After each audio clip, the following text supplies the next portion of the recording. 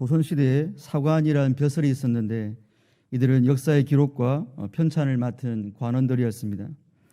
태종시대의 사관이었던 민인생은 사냥을 나간 태종이 말에서 떨어지고는 이 일을 사관에게 알리지 말라고까지 한 내용까지 태종실록에 남겼고, 태종이 자신이 평상시에 거치하는 편전에는 사관의 출입을 불허하자 신이 곱게 쓰지 않는다면 위에 하늘이 있습니다라며 왕과 설전을 벌이기까지 하였습니다.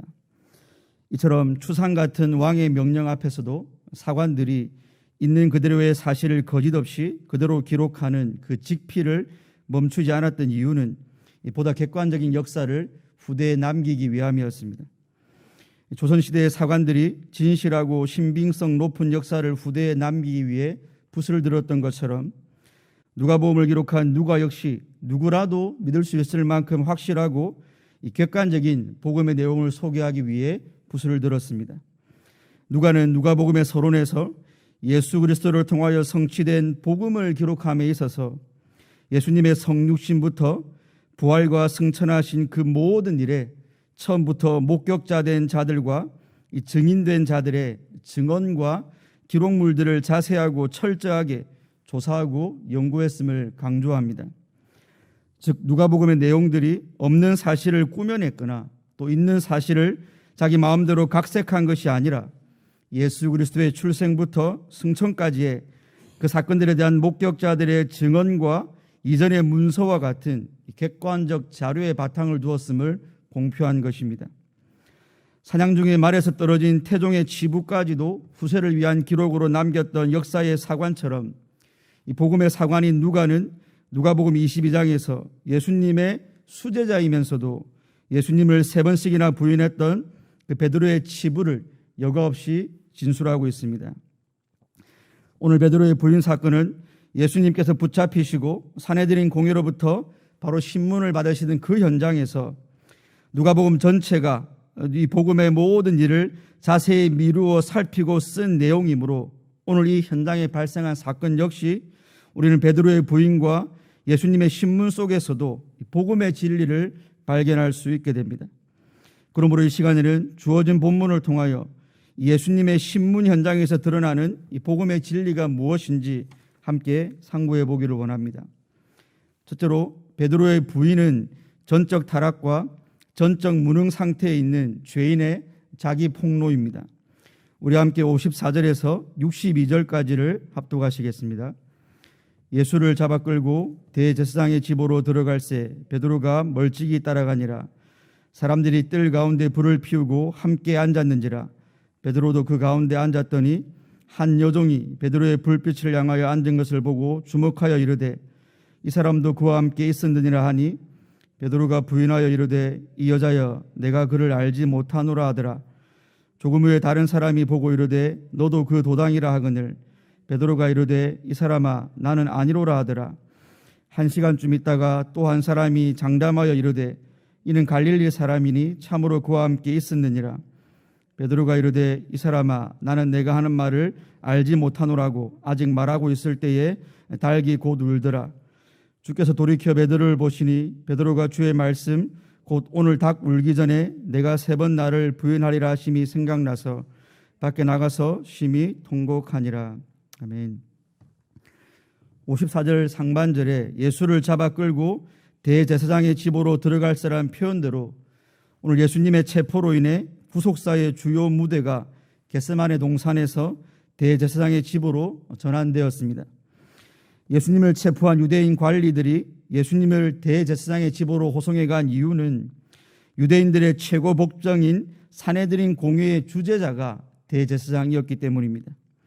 이어지는 54절 하반절과 55절을 보시면 베드로가 멀찍이 따라가니라 사람들이 뜰 가운데 불을 피우고 함께 앉았는지라 베드로도 그 가운데 앉았더니라고 했습니다.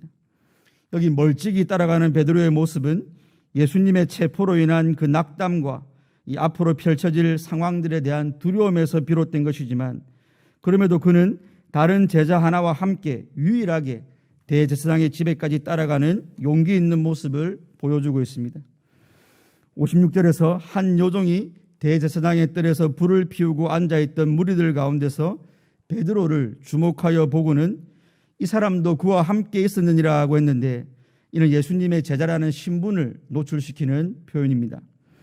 이에 대해 베드로는 이 여자여 내가 그를 알지 못한다라고 하며 부인했는데, 오늘 한글 성경은 그 부인의 정도가 약해 보이지만 베드로의 이 말은 회당에서 추방당하는 사람들에 대해 묘사하는 유대교의 저주 형식과 비슷한 표현입니다.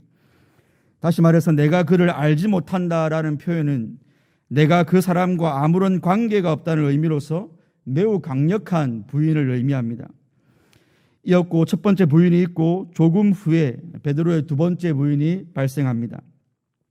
마태와 마가는 이 두 번째 부인과 관련하여 앞문까지 나아가니와 앞들로 나갈새라고 하여 이 첫 번째 부인과 두 번째 부인 사이에 장소의 변화가 있음을 일러주고 있습니다.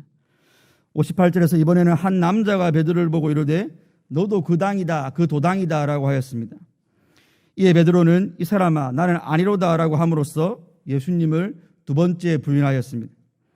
이 구절에서 나는 아니로다로 번역된 헬라는 우크 에이미인데, 이 표현은 예수님께서 당신을 잡으러 온 사람들에게 내가 그다라고 말씀하신 에고 에이미와 강한 대조를 이루는 표현입니다. 요한복음 18장 8절에서 예수님께서는 당신을 잡으러 온 자들에게 너희에게 내가 그니라 하였으니 나를 찾거든 이 사람들 곧 제자들에 가는 것은 용납하라고 하신 대로 예수님께서는 제자들을 보호하기 위해 자신의 신분을 밝히셨지만 베드로는 자신을 보호하기 위해 철저하게 자신의 신분을 속이고 예수님을 부인했던 것입니다. 베드로가 예수님을 세 번째로 부인하는 사건은 두 번째 부인 이후 1시간쯤 후에 발생했다고 누가는 59절에서 밝혀주고 있습니다. 베드로의 억양은 그가 북쪽 갈릴리 지역 사람임을 증명하는 표지가 되었고, 이에 또 한 사람이 베드로가 갈릴리 사람인 예수의 제자다라고 주장했습니다. 이에 베드로는 이 사람아 나는 내가 하는 말을 알지 못한다라고 하고 세 번째로 부인하는 말을 하였는데, 마태와 마가는 베드로가 자신이 예수님과 무관함을 증명하기 위해 맹세하고 예수님을 저주하기까지 했다라고 밝혀주고 있습니다. 자신의 안위를 위해 베드로가 예수님을 저주했다는 이 성경의 진술이 얼마나 충격적인지 현대의 기독교 주석가들조차도 해석하는데 불편함을 느낄 정도입니다. 그런데 바로 그 저주가 예수님의 수제자인 베드로의 입에서 나온 것입니다. 세 번에 걸친 베드로의 부인이 더욱 충격적인 것은 예수님을 신문하는 대제사장의 집과 산헤드린 공회가 풍기는 위협적인 분위기는 상당했겠지만 예수님의 제자들을 향한 실제적인 위협은 그 당시만 해도 없었기 때문입니다. 유대 지도자들이 마음만 먹었다면 예수님을 잡으러 보낸 군사들을 통해 감람산 그 현장에서 제자들까지도 일망타진할 수 있었습니다. 하지만 그들의 목적은 오직 예수님뿐이었고, 그래서 예수님께서 이 사람들 곧 제자들이 가는 것은 용납하라고 했을 때 제자들에게는 별다른 조치를 취하지 않았던 것입니다. 그러므로 신문 현장이 풍기는 그 분위기와는 달리 제자들에게 실제적인 위협은 없었고, 그렇기에 베드로를 향한 질문 역시 베드로에게 전혀 위협을 가하고자 함은 아니었던 것입니다. 이러한 해석이 더욱 확실한 것은 요한복음의 기록에 따르면 사도 요한으로 추측되는 한 제자는 그 당시 대제사장 안나스와 친분이 있었고, 그 친분에 의해 대제사장의 집을 자유롭게 출입할 수 있었는데 바로 그 제자가 베드로를 대제사장의 집 안으로 인도했기 때문입니다. 요한복음 18장 15절 16절에서 시몬 베드로와 또 다른 제자 한 사람이 예수를 따르니 이 제자는 대제사장과 아는 사람이라 예수와 함께 대제사장의 집들에 들어가고 베드로는 문 밖에 서 있는지라 대제사장을 아는 그 다른 제자가 나가서 문 지키는 여자에게 말하여 베드로를 데리고 들어오니라고 기록해 놓았습니다. 그러므로 베드로가 안나스의 집들에서 예수님의 제자로 밝혀지는 건 생각만큼 그리 위험한 일이 결코 아니었던 것입니다. 하지만 베드로는 그런 상황 속에서 세 번이나 예수님을 부인했고 심지어 저주하기까지 한 것입니다. 바로 그때 예수님께서 돌이켜 베드로를 보셨고 예수님과 눈이 마주친 베드로는 불과 몇 시간 전에 베드로야 내가 네게 말하노니 오늘 닭 울기 전에 내가 3번 나를 모른다고 부인하리라 하던 예수님의 말씀이 생각났습니다. 자신을 긍휼히 바라보시는 예수님의 그 표정, 그리고 자신이 예수님을 부인할 것을 예언하신 예수님의 그 말씀, 이 모든 것은 베드로의 마음을 송두리째 무너져 내리게 했고 그는 밖에 나가서 통곡할 수밖에 없었습니다. 이상에서 살펴본 것처럼 대제사장의 뜰까지 예수님을 따라온 베드로의 모습은 일견 가상해 보이나 함께 모여있던 종들의 단순한 질문 때문에 예수님과의 관계를 부인하고 심지어 예수님을 저주하는 수제자 베드로의 언행은 독자들로 하여금 허망함까지 느끼게 만듭니다. 물론 베드로의 부인은 베드로만의 문제가 아니라 12제자 모두에게 해당되며 나아가 마귀의 지배를 받는 모든 죄인들의 실존적인 모습입니다. 물론 이 말이 베드로를 위시한 제자들이 불신자였다는 의미는 결코 아닙니다. 다만 하나님께서는 제자들 안에 있는 뿌리 깊은 그 죄성이 하나님의 은혜라는 필터에 여과 없이 분출되게 하심으로써 구원받은 신자들이 원래 어떤 존재들인가를 적나라하게 드러내 주시는 것입니다. 오늘 베드로의 부인이 보여주는 죄인 군상들의 실존은 인간의 전 존재가 타락하여 선악을 행할 능력이라고는 전무한 전적 무능력 상태임을 여실히 보여줍니다. 베드로와 모든 제자들이 그랬던 것처럼 내가 주와 함께 죽을지언정 주를 부인하지 않겠습니다 라든지 주여 내가 주와 함께 오게도 죽는 데에도 가기를 각오하였습니다 라며 사생결단을 해보아도 전 존재가 타락한 죄인 군상들이 그 결의를 유지하고 실행하기는 불가능할 뿐입니다. 성도님들은 어떻습니까? 우리 역시 베드로처럼 우리 안에 잔재해 있는 죄의 부패함과 하나님의 뜻을 행하는 데 전적으로 무능력한 우리의 실체를 우리 스스로 폭로하며 살아가고 있지는 않습니까? 큰 거래처와 계약을 맺거나 중요한 고객을 유치하기 위한 자리나 혹은 중요한 면접을 보는 자리에서 그 상대방이 기독교의 적대적인 사람임을 알게 됐을 때 혹시라도 계약을 맺고 고객을 유치하는 데 걸림돌이 될까 봐 혹은 면접에서 탈락할까 봐 그 순간만큼은 예수님을 부인하는 성도는 없습니까? 모든 부분에서 나와 마음이 맞는 가까운 지인이 유독 기독교에 대해 아주 적대적인 사람일 때, 그리고 만날 때마다 기독교를 비방하고 예수님을 조롱할 때 그 사람과의 관계를 유지하기 위해서 그 순간만큼은 예수님을 변호하는 예수님의 제자이기보다는 그 지인의 친구로 남기를 선택하는 성도님은 안 계십니까? 교회에서 직분도 맡고 여러 성도들로부터 존경과 칭찬을 받고 있지만 은밀한 삶의 영역에서는 여전히 끊어버리지 못하는 습관적인 죄악들로 인해 선을 행하는 데 전적으로 무능한 스스로에게 실망하고 낙심한 성도님은 안 계십니까?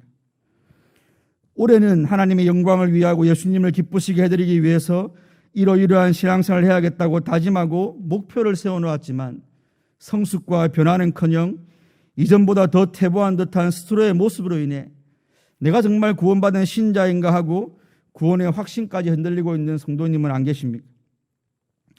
아마 모든 성도님들이 크고 작은 이런 경험들을 하시면서 신앙생활을 해 나가고 계실 것입니다. 순간순간 예수님보다 자신의 유익을 택하는 예수님 부인과 쉽게 끊어버리기 어려운 자범죄에 대한 탄식이 없는 곳은 오직 천국뿐이기 때문입니다. 그러니 육신을 입고 이 세상을 살아가는 동안에는 성도 역시 예수님의 신문 현장에서 예수님을 부인했던 베드로처럼 우리의 부패함과 무능함을 자기 스스로 폭로하며 살아가고 있는 것입니다.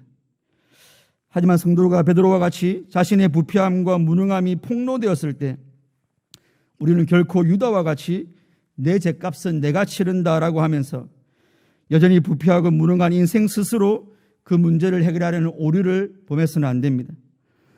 성경이 유다의 자살을 기록하면서 유다가 그의 정죄됨을 보고 스스로 뉘우쳐 스스로 목매어 죽은지라고 기록한 대로 유다는 자신이 죽는 그 순간에도 스스로 죄에 대한 책임을 져보겠다는 심산으로 죽은 것입니다. 그러나 성도는 베드로와 같이 인생 실존의 부패와 무능함을 경험할 때 자기 자신에 대한 기대를 완전히 포기하고 그저 나의 외부에서 주어져야 하는 은혜만을 고대하며 통곡할 줄 알아야 합니다. 이 통곡은 자기 죄의 심각성과 추함과 가증함을 영혼 깊숙이 느끼고 이 죄 문제를 스스로 해결할 수 없는 인간 실존의 한계를 인식하는 데서부터 터져 나오는 참된 회개의 통곡이기 때문입니다.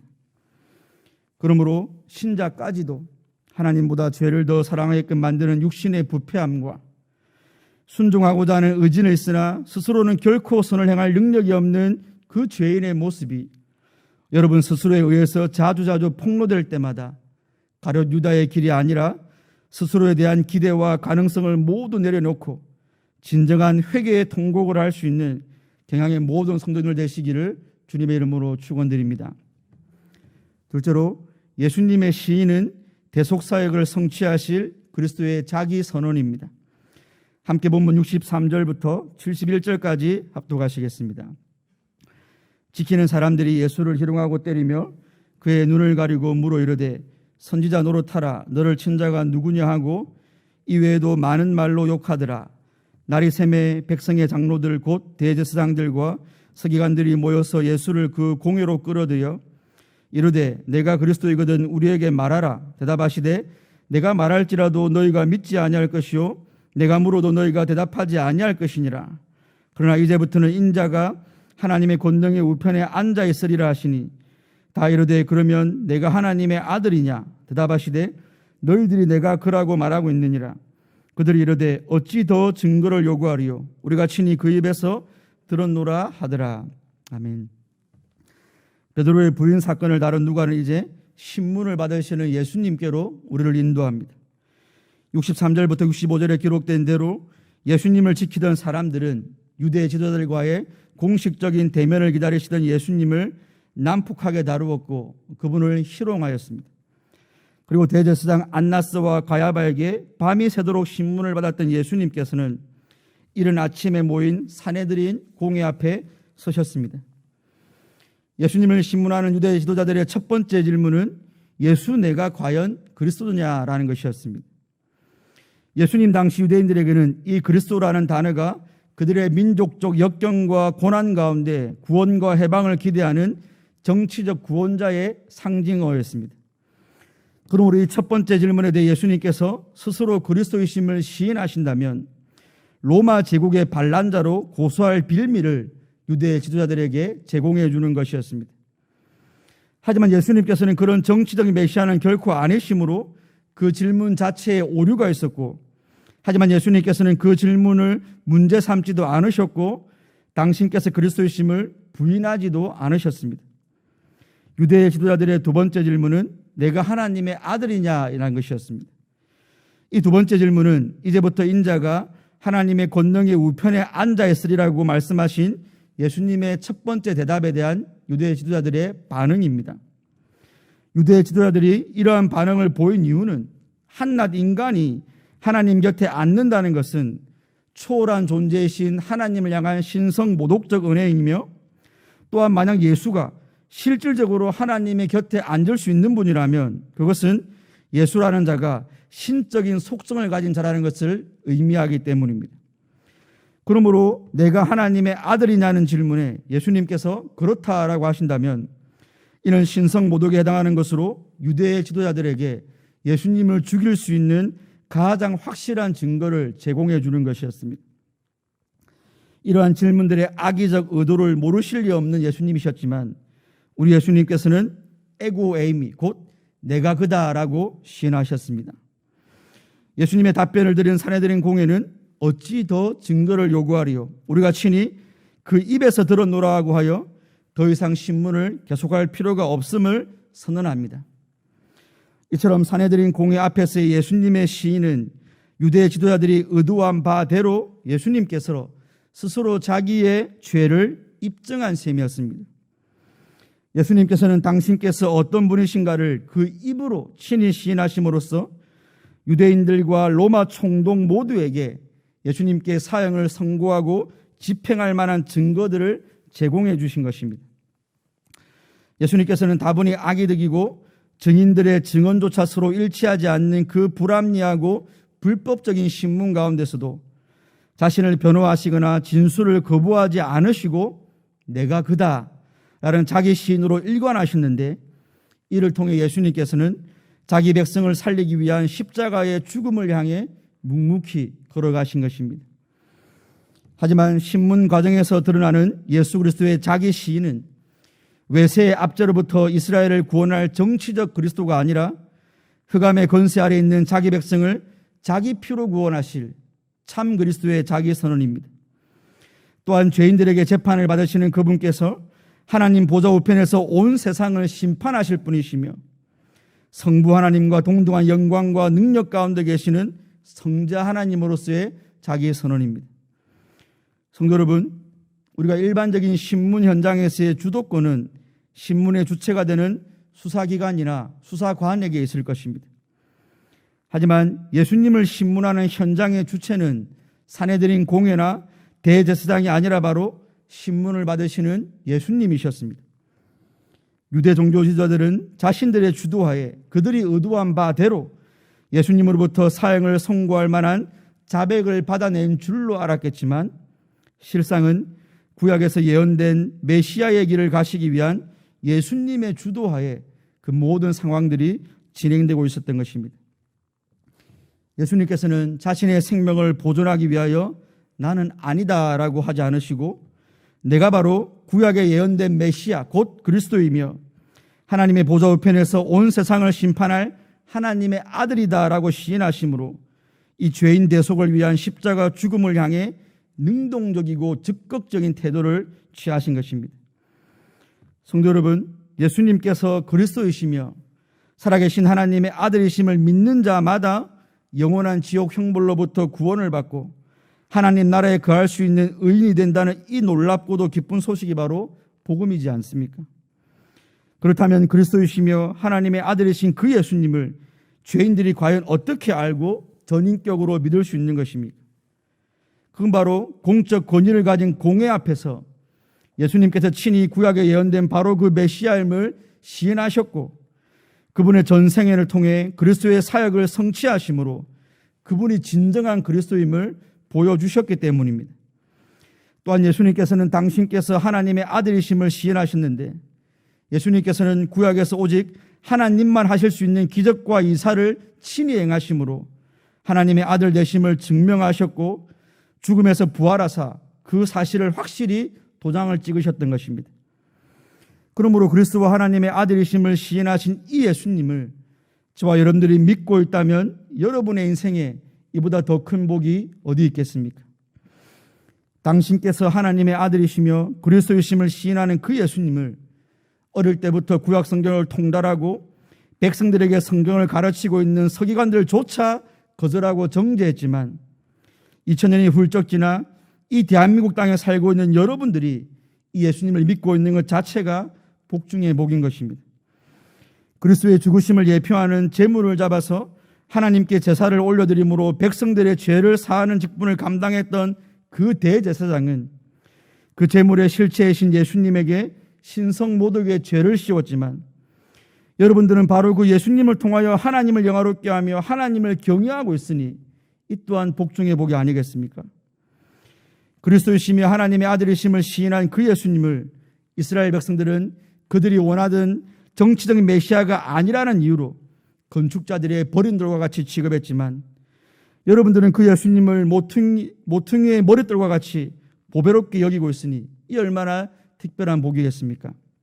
그러므로 가난한 성도님이나 부한 성도님이나 많이 배운 성도님이나 조금 적게 배운 성도님이나 이 세상 높은 직위에 있는 성도님이나 낮은 직위에 있는 성도님이나 건강한 성도님이나 현재 질병으로 고통당하는 성도님이나 웃을 날이 더 많은 성도님이나 울 날이 더 많은 성도님이나 누구나 알 것 없이 하나님의 아들이시며 그리스도로 시인하신 이 예수님이 믿어지는 이 복을 지복으로 삼고 살아가시기를 주님의 이름으로 축원드립니다.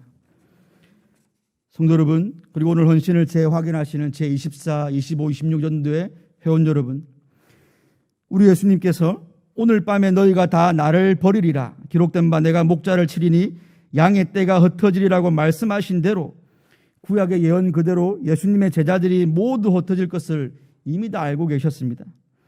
뿐만 아니라 시몬아 시몬아 보라 사탄이 너희를 밀가부릇 하려고 요구하였다라고 하셨고 오늘 닭 울기 전에 내가 3번 나를 모른다고 부인하리라고 말씀하신 대로 제자들을 향한 마귀의 강하고도 집요한 시험이 있을 것이고, 그로 인해 제자들이 거의 불신앙의 상태까지 곤두박질 칠지도 이미 다 알고 계셨습니다.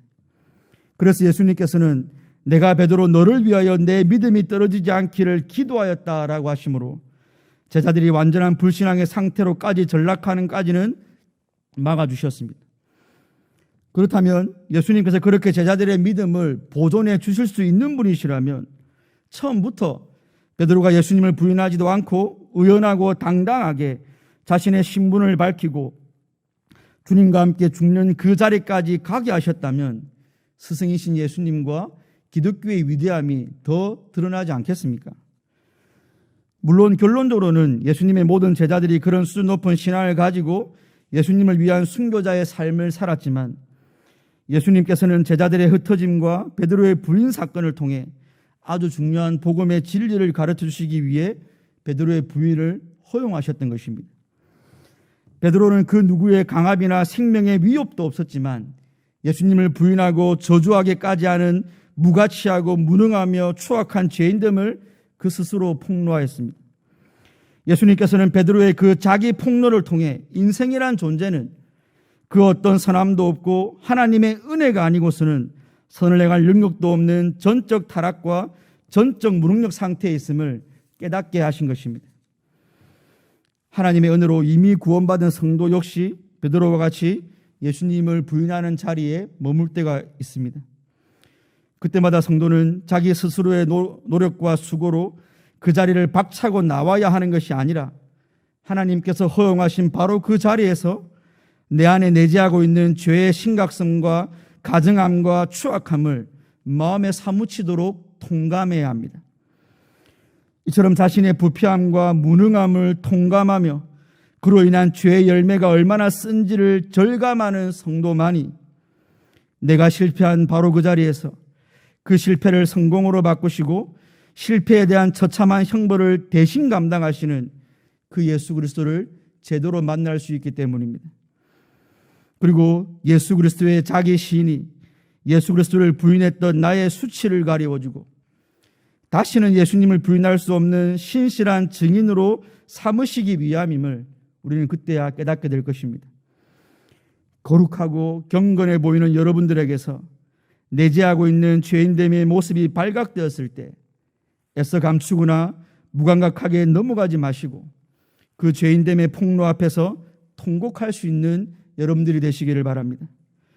바로 그 통곡 속에서 그 슬픔과 절망 가운데 여러분들을 인자하게 바라보고 계시는 예수님을 만나실 수 있기를 바랍니다. 또한 나 같은 죄인 구원을 위해 불의한 자들 앞에서 자신을 친히 계시하시며 나를 변호해 주고 계시는 우리 예수 그리스도를 꼭 만나시기를 바랍니다. 그리하여 그 예수님의 사랑과 은혜 안에 가득 잠기시는 경향의 모든 성도들 되시기를 주님의 이름으로 축원드립니다.